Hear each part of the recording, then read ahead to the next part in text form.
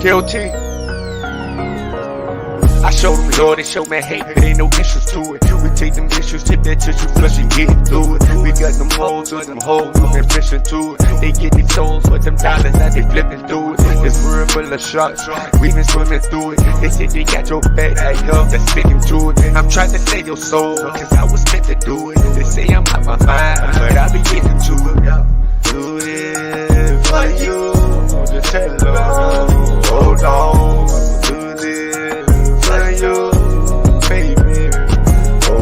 Mind of the maker, spirit of the creator. We was taught to cherish the wicked and to embrace them. Born in this world of sin, not that life we chose, just a choice we make. What force of me?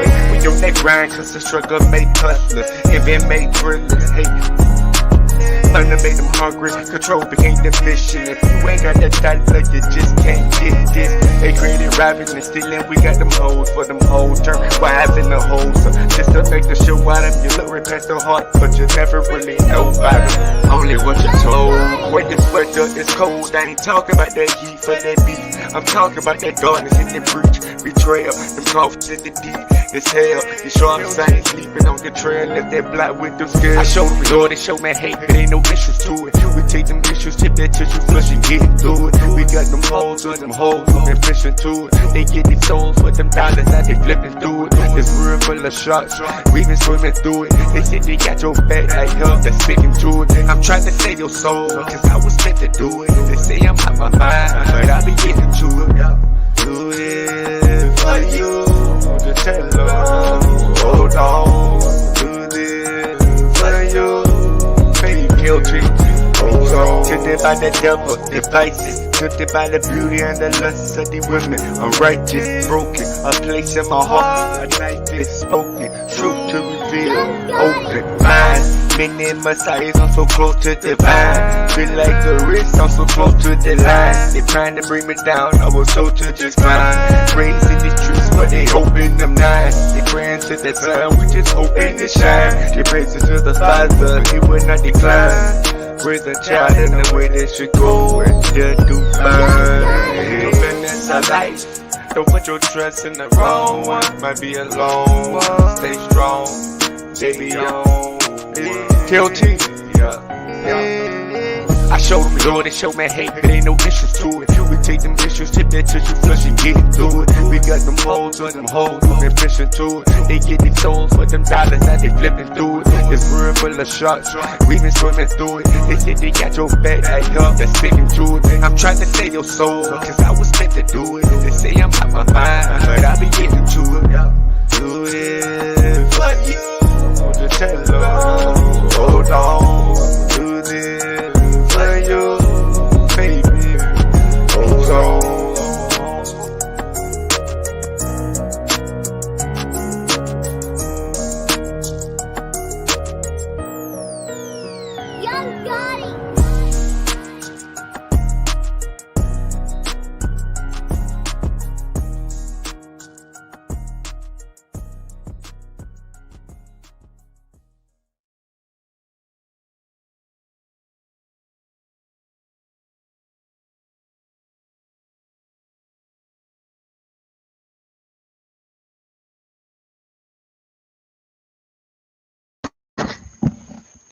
I'd like to give all praise to the Heavenly Father, Kahala, but no, Bashem Yahawashi.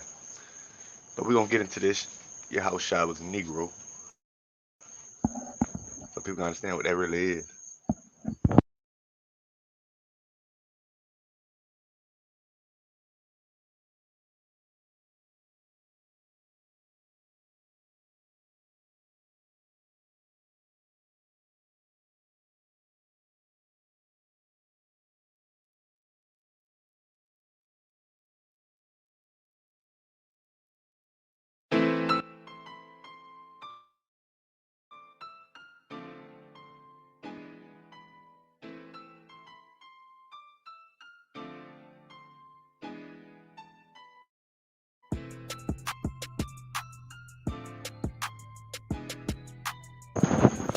We're going to start off with Daniel 10:6. His body also was like the bearer, and his face as the appearance of lightning, and his eyes as lamps of fire, and his arms and his feet like in the color to polished brass, and the voice of his words like the voice of a multitude. And we're gonna come right back to that after I do the rest of this.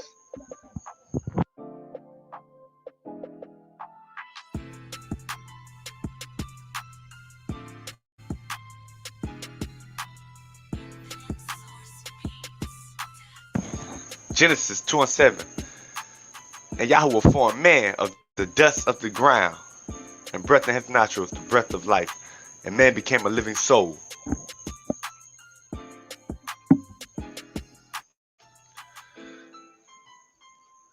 Or live science. From space, this livescience.com.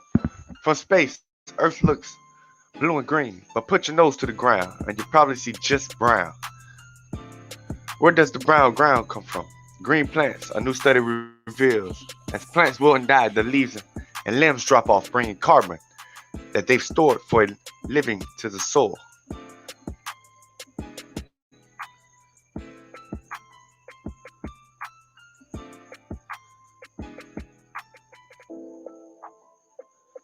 We're going to go ahead and just continue on.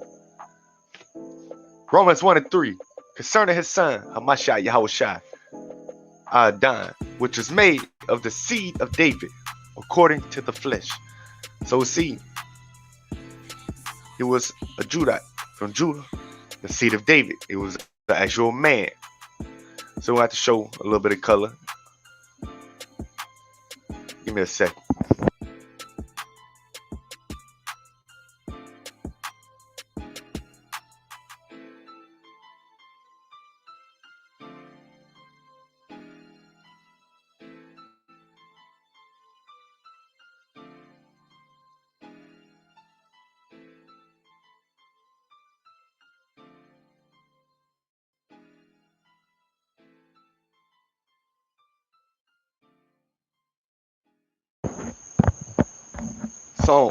Song of Solomon, chapter 1.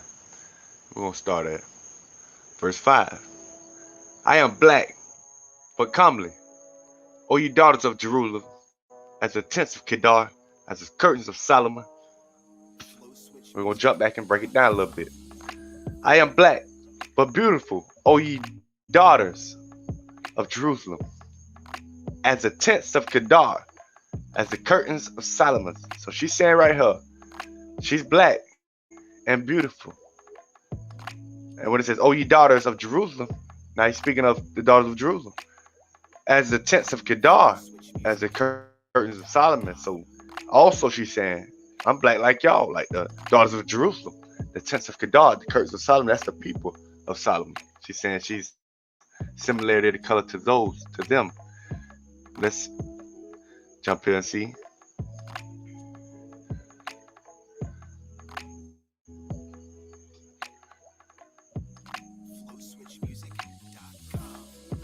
We'll go to verse 7. I saw the tents of Cushan in affliction, and the curtains of the land of Midian did tremble. These are the people. I was just showing you that those curtains of Solomon and the daughters of Jerusalem, she represents herself and she is black and beautiful like them. But it was the way she was being treated. Song of Solomon 4:1. Behold, thou art fair, my love. For a woman, this is beautiful. For a man, it's handsome. Behold, thou art fair. Thou hast dove's eyes within thy flocks, which you know is a brown eye. Thy hair is a flock of goats that appear from Mount Gilead. Because we know they like to pull this scripture and say, okay, hair like a flock of goats. We know Yahawashi hair like sheep wool. But talk about Solomon now. So let's show stuff they don't show you.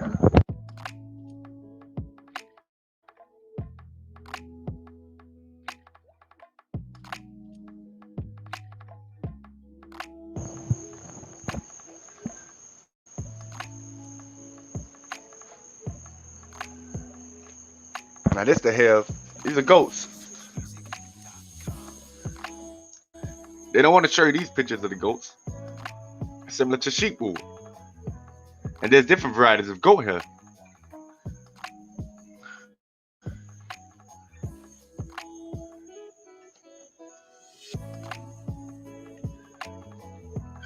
See this brother right here? That's what they talking about. Of course, it was a mixture in Solomon's line. A lot of Israelites was mixing in those days. We knew it back then, and they had to stop it. But we see they'll try to show you these other goats, like up here. But because we know there's different mixtures in Israel, so we know some of the others will have some of this appearance of hair. But Solomon was more an appearance of this.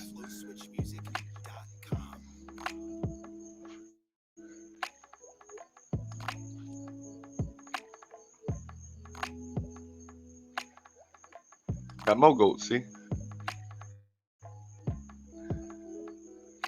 They don't show you all these type of goats here. They want to just show you there's a few goats with straight hair because that's according to mixture. You have some Israelites with hair like that also.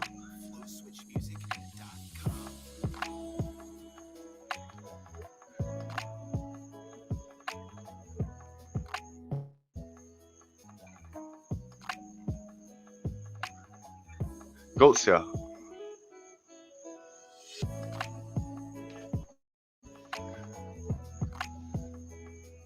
Okay, let's see.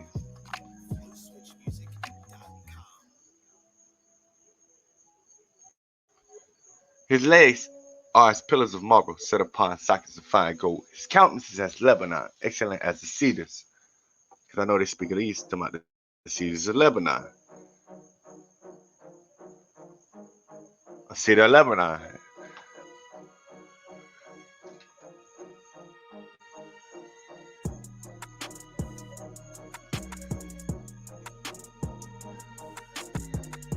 It's the color of Solomon.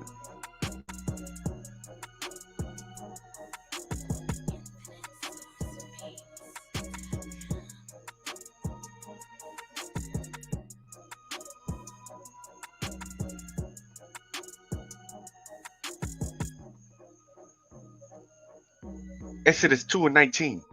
And they said, an Egyptian delivered us out of the hand of the shepherds, and also drew water, enough for us, and watered the flock. So there was, comparing Moses to an Egyptian, which in those days it was Kemet still. It was starting to be overrun already in those days by other Shemites and from the Syrians, which they had other mixtures of people with them. And we know other multitudes coming in because Kemet at that time was turning into Egypt. It was becoming Egypt, which is another Babylon, like America. But they still knew who the real Egyptian was, the Kemet. So they compare him as one of those, which was dark skinned.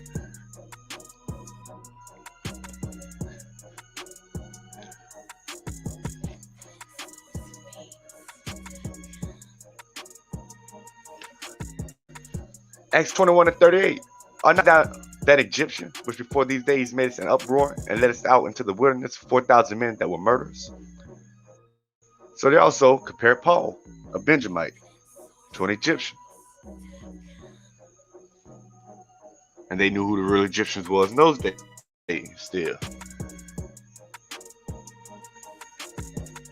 And I'll show you that if I kept it up though. Acts 13:1. Now there in the church that was in Antioch, certain prophets and teachers, as Barnabas and Simeon, that was called Niger, which was some would say Negro, and Lucius of Cyrene and Manaen, which had been brought up with Herod, the Tetrarch, and Saul. So we see they was called them nigger or Niger. Also some would say, and it's also another word for black, which is a mid-tone to a dark brown color. And they was even called, they was mixing, so all of them was being called it. Because it's another word for Negro. See, look at this. This for the Egyptians, though. That's how they know the real Egyptians still who they were, because this says Yahawashi. At the end of 40 years, will I gather the Egyptians from the people whether they were scattered, and they were scattered away before them. And I will bring again the captivity of Egypt, and I will cause them to return into the land of Pathros and into the land of their habitation, and they shall be there a base kingdom. So people knew who they were because they was back in their land, but it was a base kingdom. They still had goals and stuff, but they were no longer ruling. So when it was compared to the Egyptians, the Kemet, they still knew who they were. One second. Fluid perception beats.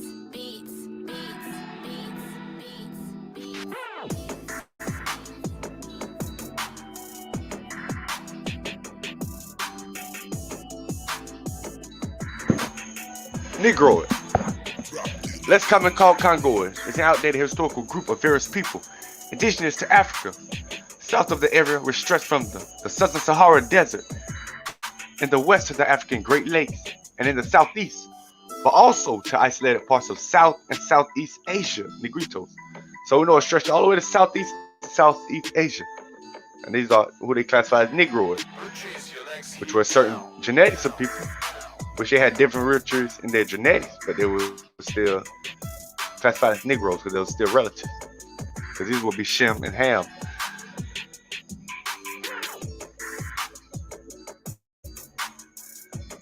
Even Japhet would have some Negro in his blood. But all of them started mixing themselves with others. Fluid perception beats.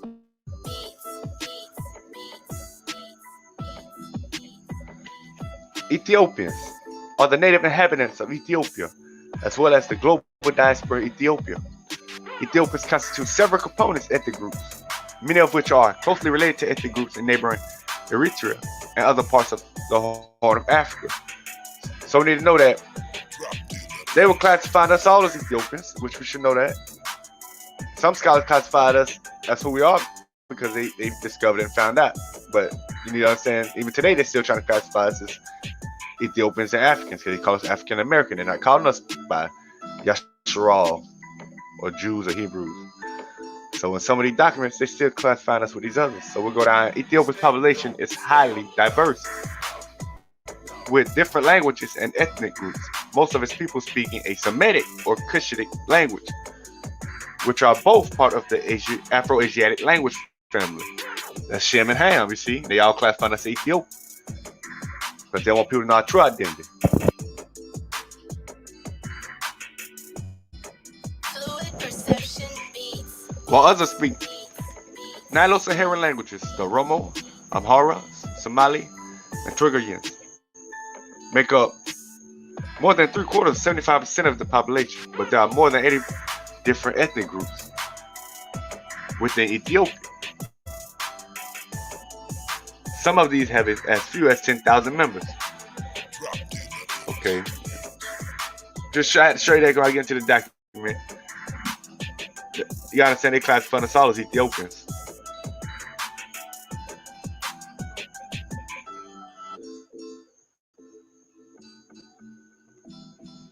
Ancient Sumer, the biblical land of Shinar, modern Lower Mesopotamia, flourished in the 3rd millennium BC, covering the territorial expanse of the Tigris-Euphrates River Valley, embracing the shores of Persian Gulf. Sumer extended north to Akkad, a distance about 320 miles, thus constituting southern Babylonia. The Appalachian Chaldea, you see this, the Appalachian Chaldea, frequently applied to the region appears to have been introduced by the Assyrians in the 9th century BC. The designation Babylonia, and Chaldea have been used extensively, particularly by 19th century scholars in reference to the area now almost exclusively known as Sumer. So people need to understand, they're going to let you know that the Sumerians are Negroes. And see, it's the ancient Sumer, the biblical land of Shinar. That's because where we all got off the boat at. But you got to understand, so they classify us all as Ethiopians. Remember that. Because they want people to know who we are, but some scholars tell you who we are. Sumer appears to have the first major high culture of Western Asia. Because, see, this is the point before I go into that. We built, most of the Shemites were built in Assyria. Most of the Hamites were built in Akkad. Then they started trying to mix the kingdoms together, worshiping the watches, and created Babylon. Okay, let's go into it. Sumer appears to be the first major high culture of Western Asia. She bequeathed to her successive states a tradition of great achievement. Her many contributions of civilizations are well known. Brilliant agriculturalists, the Sumerians built very sophisticated canals and reservoirs to irrigate their fields. They possess both an advanced legal system and a well-developed knowledge of medicine, and were perhaps the ancient world's greatest astronomers. You see that? While these salient facts regarding Sumer's obvious cultural genius are well known, the important questions of the racial composition of its population is generally glossed over. This apparent cloud concerning race, however, it is very thin, and there is substantial body of evidence in support of the position that the civilization of Sumer was the product of black migrations from Africa's Nile Valley. This is not to argue that ancient Sumer was exclusively peopled by blacks or that the Africans were the only early ethnic entity in the area. Because yeah, they had some pre-Adamites that was there too. They got off the boat. Some of them came over there from Inky, living with us. That's why they corrupted the system too. Sumer was at the crossroads of Asia, Africa, and Europe, and over the millennium, there was a great deal of foreign intrusions over the millennia and racial intermingling. You see this? Some of the pre-Adamites came there. In respect to Sumerian civilization, however, the black contribution was decisive and far overshadowed that of the latter invaders. The Sumerians called themselves the black-headed people, and they must have been only one of the many Nilotic Kushite colonies established in early Asia. See, Kushite, that's just the people, they were just calling people of Ethiopia or landmass over there Kushite. And then also there was a son called Cush, just to let people know that, and then others been called Kushite from that. In addition to the biblical reference to Nimrod as a son of Cush, the mighty hunter has been identified with Osiris of the Nile Valley. Okay, that's who we were dealing with. Diodorus Siculus of Sicily, because I think he marked who he is, Zardon or something. I got to go back to it. And the section of his work devoted to Cush reported that Osiris was the leader of the Kushite colony, because that settled in Egypt, because that's who they were worshiping. They were worshiping Osiris, the Watchers. So they labeled themselves after their gods too. The distinguished 19th century British antiquarian and Egyptologist Gerald Masson concurs with Diodorus, adding that in Cam or Cush, the black race of the Ethiopic century. See, when they got the Ethiopic or Ethiopic, how they like to call it, that's also what they had another word for it. They call us nigger. It's just another translation. It was changing to later to nigger. Was the primeval parentage. The name was continued by Cam Egypt, Cush, Mizraim, Put, and Canaan, represented the four branches in four different directions. And Nimrod is a typical leader to Sumerian Nimrod, the son of Cush, of the black race. So they understand we was all in Africa before the flood. We ended up in Sumer after the flood.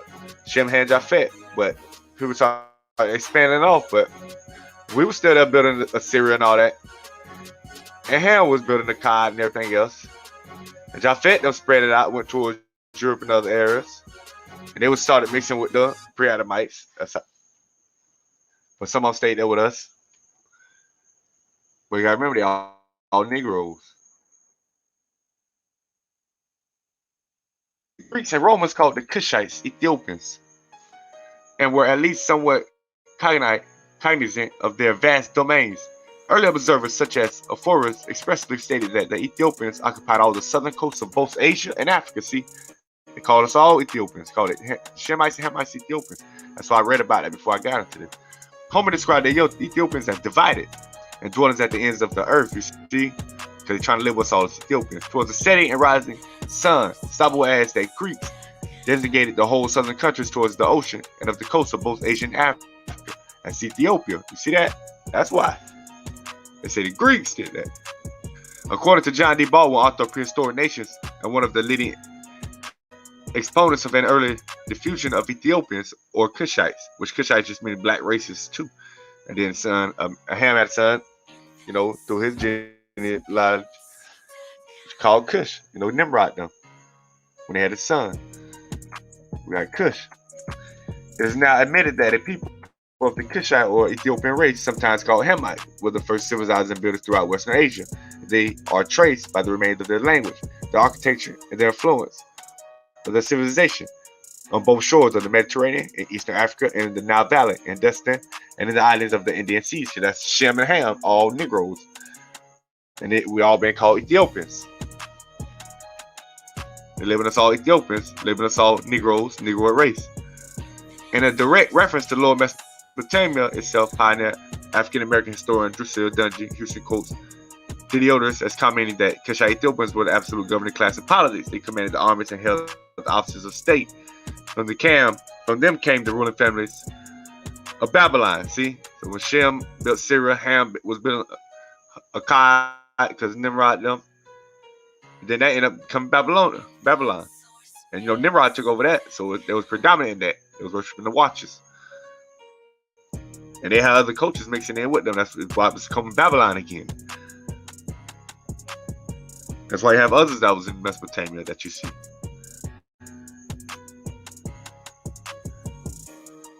Okay, Cushite subjects.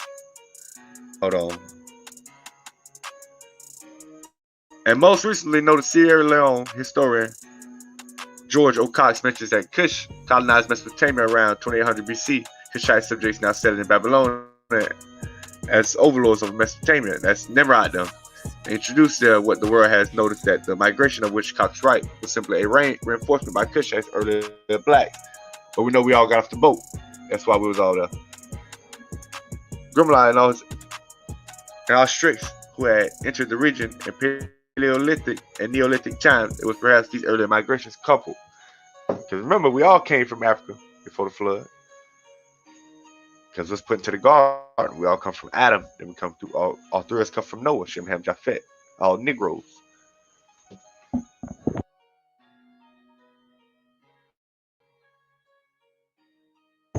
Identification of African Africans in the book of Jeremiah. See, this is what they put: Cush, Cushitic, and Cushi. Cush was mentioned several times in terms of geographical location. You see that? That's what Cush is, also a geographical location, and as persons. So it's also as persons because of this Cush. Names in the book of Jeremiah. Also, debate still exists among scholars to whether Cush as a geographical location refers to Africa or Mesopotamia. And I am the opinion that where Cush is used in the entire Old Testament refers to now nowhere but Africa and persons of African ancestry. But we know it stretched Mesopotamia because we all was there. So we started it after the flood.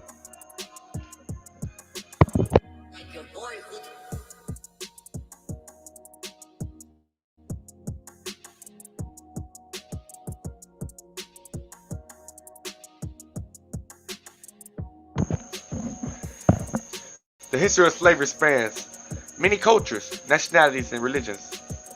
From ancient times to present day, however, the social, economic, and legal positions of slaves have differed, vastly in different systems of slavery in different times and places.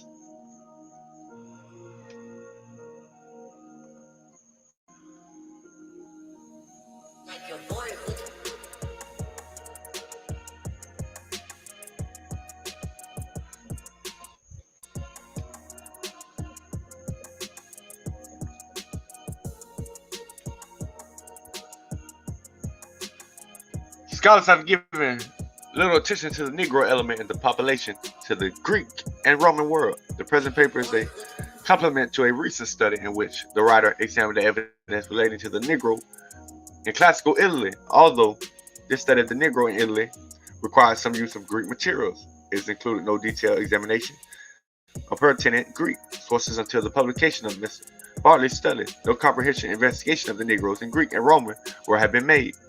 But Bartley's work, however, dealt primarily with the Negro in classical art. The purposes of the present study has been to collect and to interpret the scattered references to the Negro in Greek literature and wherever possible to supplement this material by archaeological evidence. Let's go down.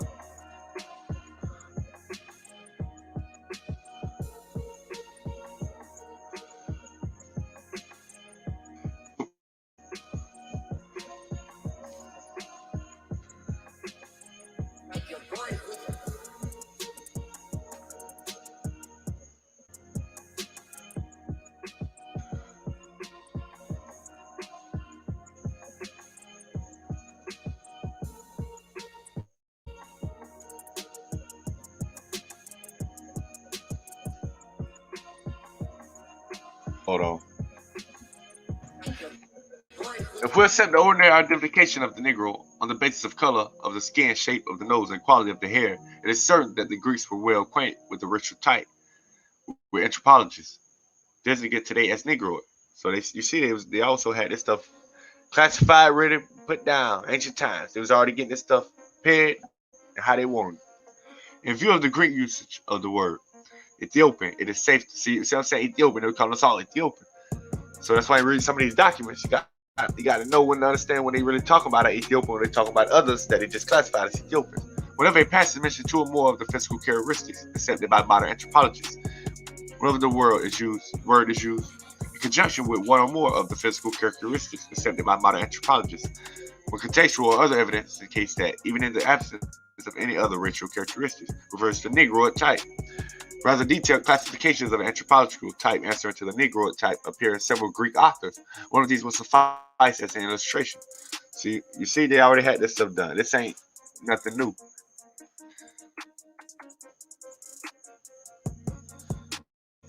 The majority of them, considered called as Ethiopians, and especially those who dwell along the rivers, are black skinned, flat nosed, and woolly haired.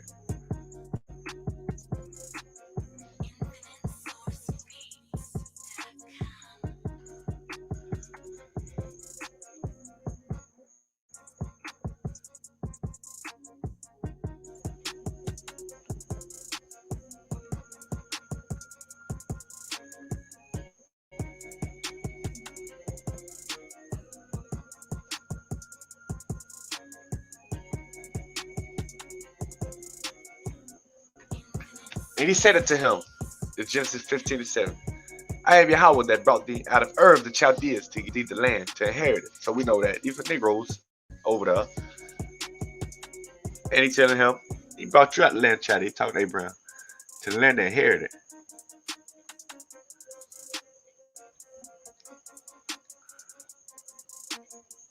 I forgot to click on this, but people understand 1754 BCE and features a code of law from ancient Babylon and Mesopotamia. The 282 laws within punishment that varied based on social status, slaves, freemen in the region around this time, including the Code of Ur, Namu, King of Ur. So people want to understand why they left out of the land, why they brought them out of the land of Canaan, out of Ur and Chaldeans to give them this land to inherit it. Slavery was going on still, wars, poverty. So we got us out of there. But something else people got to understand.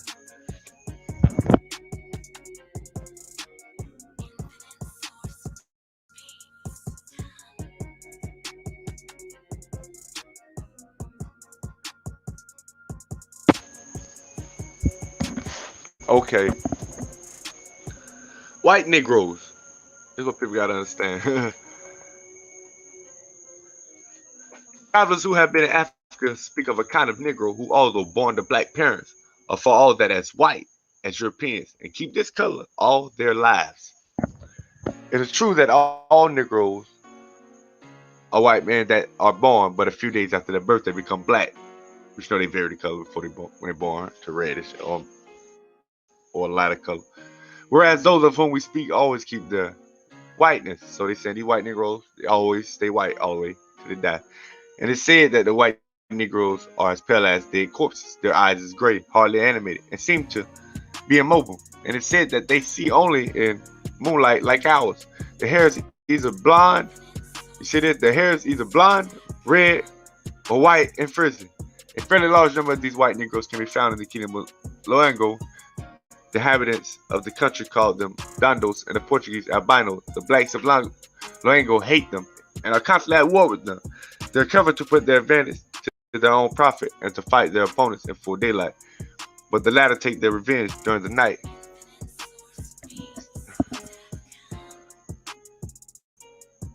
So they gotta understand, these people, this is when you get into the actual Cain, the brother of Abel, the mark he received. And then you also got the Canaanites. This was predominant among them. Some of them had, this was also a curse among them Canaanites. And then Esau. This also is a genetic in his bloodline, but they all didn't come out as a white Negro. Some of them still came out with color. But we know Esau would have mixed among nations. We know a lot of them did too. People don't understand that, but a lot of them keep their purity because a lot of people hate them. Like you see, they was at war with them. Leviticus 14:34. When you be coming to the land of Canaan, which I give to you for a possession, and I put the plague of leprosy in the house of the land of your possession. So it's two types of leprosy over there. It was the one with the skin color changes, and it's one where it was like a curse, like demonic spirits from the Canaanites, what they was doing over there, from what they was doing in them homes.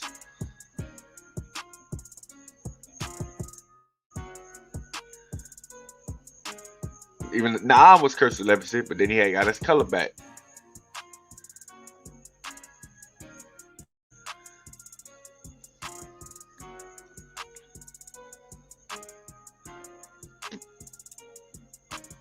They even got a document on this.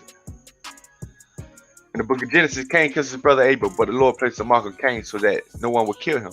Interpreters have offered numerous understandings of this mark, including the pervasive notion that the so-called mark of Cain resulted in the darkening of Cain's skin and of his subsequent descendants, less well known as interpretations of the mark. Less well known are interpretations of the mark as white skin. In this article, one traced the language of the mark of Cain, white skin, and white violence by black interpreters in the 19th and 20th centuries. First one provide background on the mark of Cain, interpretations of the mark as dark skin. But now they see that they interpret it as white skin. Second, I discuss how some interpreters treat the mark as white skin. The third, focusing on Marcus Garvey, I examine efforts to connect the white skin with Cain's killing of his brother. So even Marcus Garvey read the Bible connected that. Well, that's a curse on Cain. Canaanites got that among them, not all of them. And Esau had a curse in his skin when he was born like that, in his genetics. It was a fault in his genetics, which caused them to have. That's how they come out like that. Remember, they all still Negroes though, but they wouldn't mix with other people, so their phenotypes and everything started changing more. And the first came out red all over like a hairy garment, and they called his name Esau. But I'm sure a lot of these will represent what Cain likes, some Canaanites, and some of Esau. But when they mixed off, now they're predominant among other races.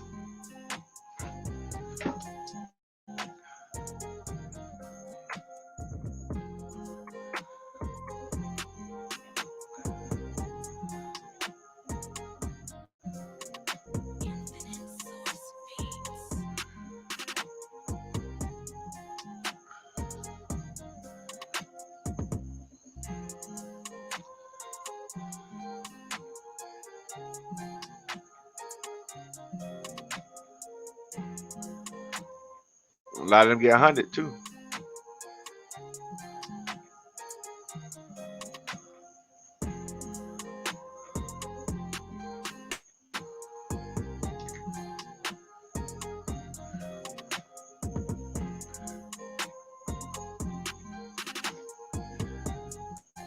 But you can't forget Leones Diaz, pre-Adamite from Inca, aka Satan, and his wife and their family heritage.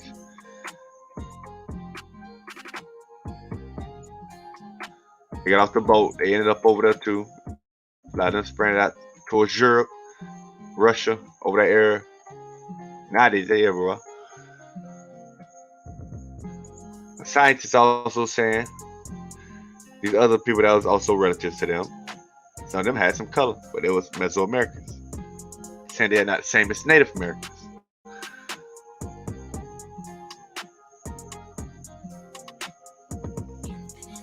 And they said a lot of them went across the water over there towards Egypt, and a lot of them made up the pharaonic line of the elongated skulls. And they started mixing among some people, but they also kept their bloodline up above, just like the other ones I just showed you of the Diaz family. And they united, so they got a lot of them. That's who ruling. Children of the Watch. Inky, he made a couple different type of pre-Adamites. Yahweh made a pre-Adamite, but they destroyed him. But he's still here too. They just got him real low.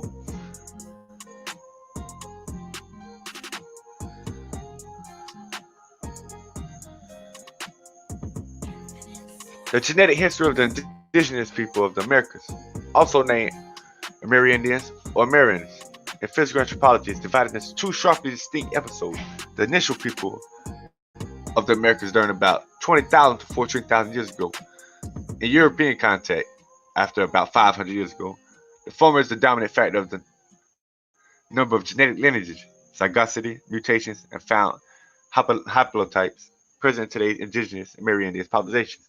Most Amerindian groups are derived from two ancestral lineages, which formed in Siberia prior to the last glacial maximum, between about 36,000 and 25,000 years ago, East Eurasia, and ancient Northeast Eurasia. They later dispersed throughout the Americas after about 16,000 years ago, an exception are the Nadine and Eskimo Inuit speaking groups, which are partially derived in Siberian populations, which entered the Americas at a later time. So that's what they're trying to say. A lot of Mesoamericans, they're not Native Americans. Remember, Native Americans were Northern Kingdom Israelites that came over to the Americas.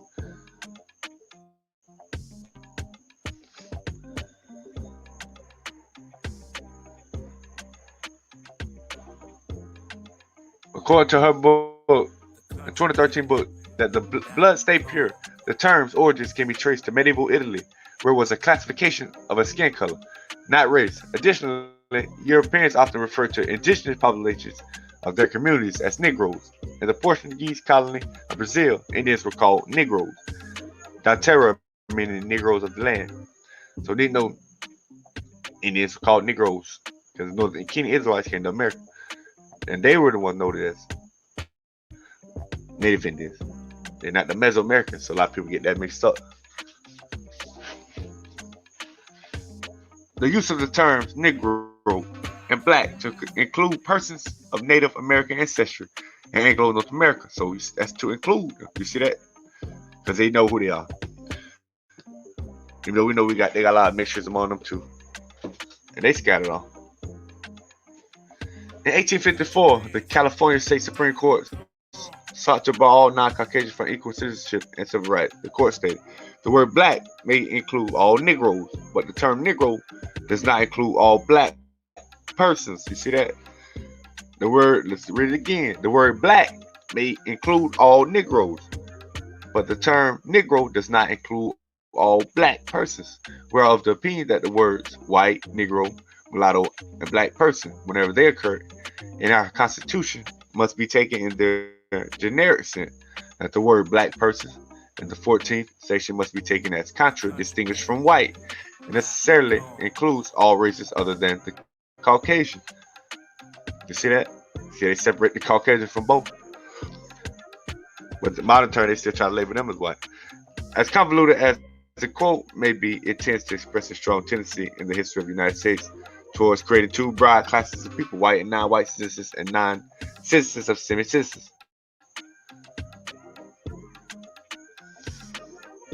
So you see, Native American Indians, they not same as Mesoamericans.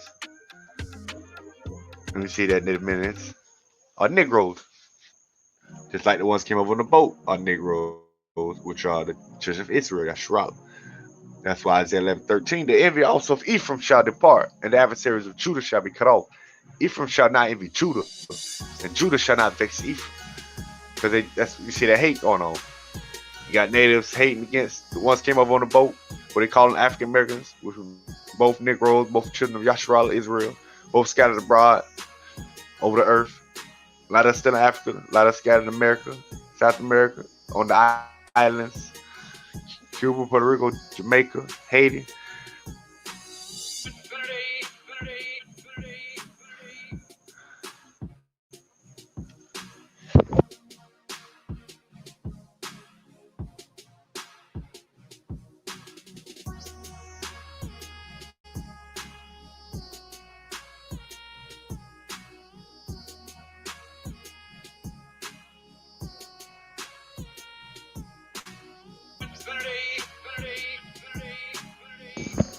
Daniel 10:6. His body also was like the barrel. See, that's a military like armor and that color of shining, because the barrel is used highly in the military. I should have put that up though. And it's a component. So you see in the armor, it was like the barrel. They said shining and looking like the barrel. Hold on. Check out some barrel. You had the barrel over here. You see this green one and the brownish, clearish, crystal-like barrels. So it's color like the barrel. we're going to jump back. Read it again, but we're going to go down here. Then I lifted up my eyes and looked, and behold, a certain man, clothed in linen. So he has on clothes, whose loins were girded with the fine gold of Uphaz. His body was like the beryl, so we know he has on fine linen. So now it's speaking of a color and appearance of what he got on over his clothes, which would be like armor.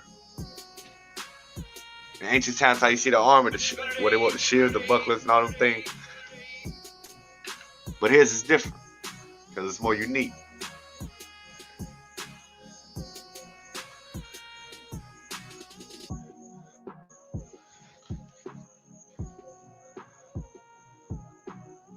But for some of them that tried to play beryl, trying to say his skin, we can also go with, this is the color of a beryl too.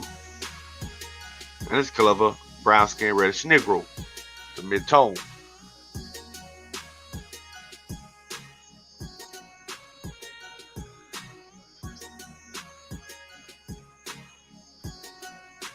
And his face has the appearance of lightning.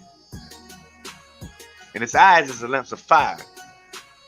So it says his face is the appearance of lightning, eyes of lamps of fire. We'll go here. So y'all get an understanding of what's going on in this verse. We'll go here. Matthew 17:2. And after 6 days, Yahawashi taketh Peter, James, and John, his brother, and bringeth them up into a high mountain apart, and was transfigured. Remember that. And was transfigured before them. And his face did shine as the sun. So that was a spiritual element of the energy sparking coming out from his face, shining bright. And his raiment was white as the light. So he had on linen. I was talking about his raiment. We go back. So his face was bright, shining so bright. Oh, we'll go back here though. So you get more of the understanding.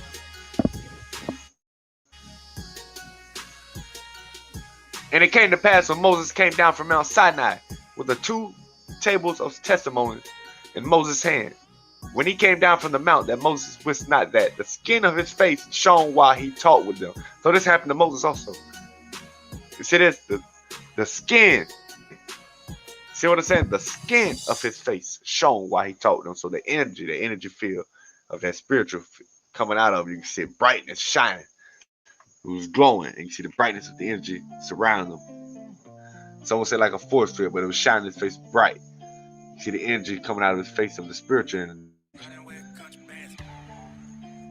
And when Aaron and all the children of Israel saw Moses, behold, the skin of his face shone, and they were afraid to come nigh him. They were afraid to come near Moses.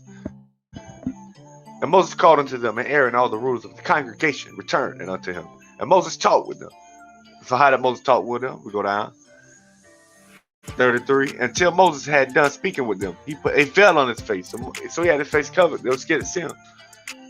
So that's what was going on with Yahawashi. He was transfigured, transformed. But he was still a seed of David, a man, flesh, brown skin, burned in the furnace with darker skin, shiny skin, glowing from the sun. But the shine of his face was spiritual energy. And his arms and feet like in color the polished brass. And we know brass is a goldish brownish color. And when it's burned, it turns to a darkish brownish color. And the voice of his words like the voice of a multitude. So it had the voice of many people. A multitude. Because Israel looked the same.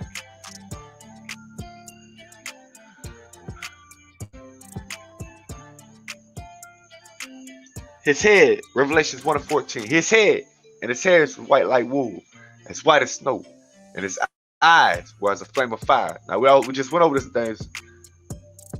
His head was shining bright. He's still the same color man. And his feet like it's a fine brass. So you still can see his feet, and we know his hands. He's still the same color man. Still the same color face with light shining bright, energy field of that spirit shining through him. Because of lightning appearance, that bluish whitish light. And his voice is the sound of many waters. So we know it's the sound of many people. Voice of a multitude. because it speaks of Israel in a plurality. If we want to talk about sheep wool, it said it was sheep wool.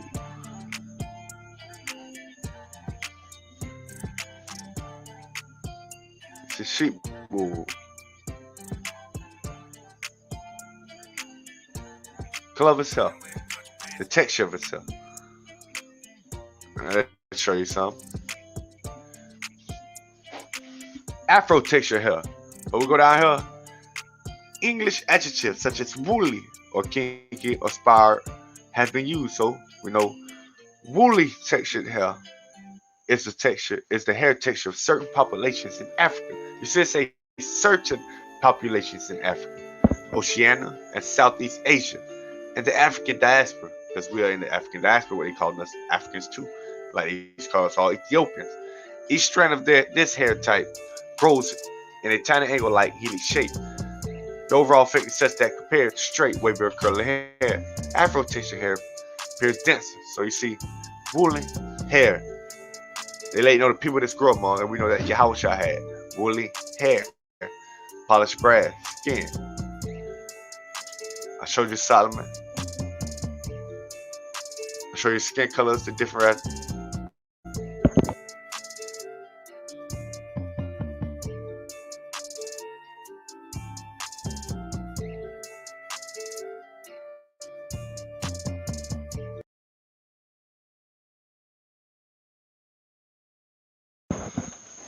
I'd like to give all praise to the Heavenly Father. Kahala now Yahweh. Shem Yahweh.